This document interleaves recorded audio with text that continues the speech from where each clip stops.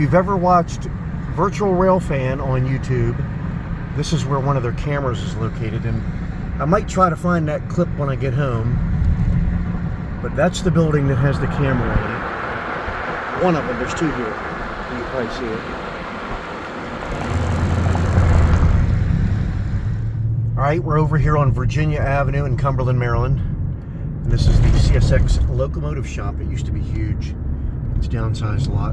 When I worked for CSX out of Riverside Locomotive Shop in Baltimore,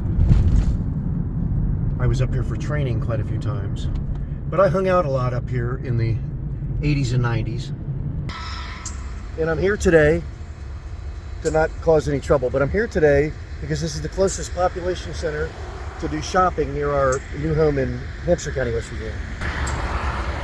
This is a place I love. It's all about the trains, right?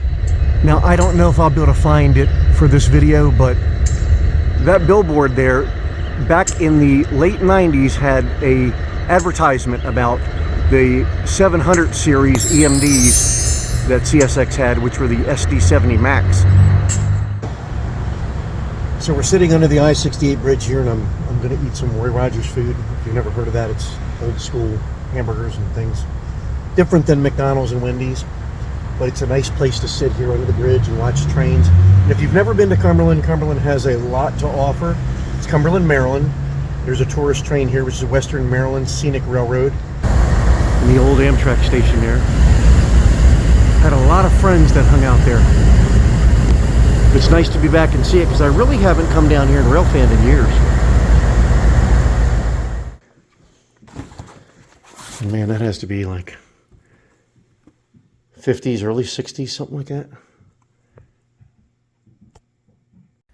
This is the new layout room in the house, and that, my friends, is the remnants of my very first layout. I was absolutely amazed when I found this because it brings back a lot of memories. Oh yeah, I remember it well. It was HO scale. I was in first grade. We lived in Gaithersburg, Maryland. I went to Washington Grove Elementary School, and I rode bus 595. Wow, it's amazing the things you can remember, huh? Now, of course, my skill set has changed since then, but this was just your basic oval, and it was 15-inch radius.